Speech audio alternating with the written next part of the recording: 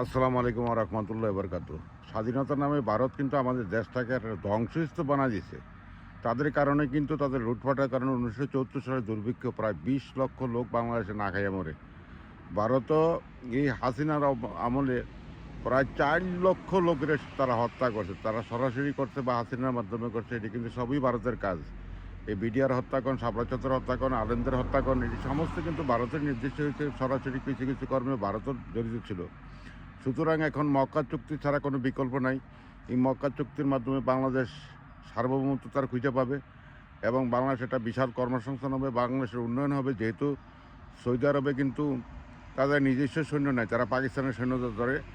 এই চুক্তির মাধ্যমে বাংলাদেশ থেকে অনেক লক্ষ লক্ষ সৈন্য এখানে অবস্থান করতে পারবে, তারা কর্মসংস্থান হবে এবং বিলিয়ন বিলিয়ন টাকা সৌদি আরব থেকে আনতে পারবে, তুরস্ক আনতে পারবে, পাকিস্তান আনতে পারবে। এবং এই মক্কা চুক্তির কোনো বিকল্প নাই, যেহেতু আমাদের আশেপাশে কোনো মুসলিম রাষ্ট্র নাই যারা আমাদেরকে সহযোগিতা করবে, যার জন্য ভারত আমাদেরকে চিবি চিবি আগ্রাসন করে খাচ্ছে, তাদের যা খুশি তাই করতেছে। সুতরাং এখন এই বিকল্প ব্যবস্থা নাই। মক্কা চুক্তি আমি মনে করি বাংলাদেশে যেমন সামরিক সুরক্ষা হবে এবং তদ্রূপভাবে এই বাংলাদেশের মক্কা চুক্তির মাধ্যমে বাংলাদেশের লক্ষ লক্ষ সৈনিকের কর্মসংস্থান হবে এবং বৈদেশিক মুদ্রা আসবে।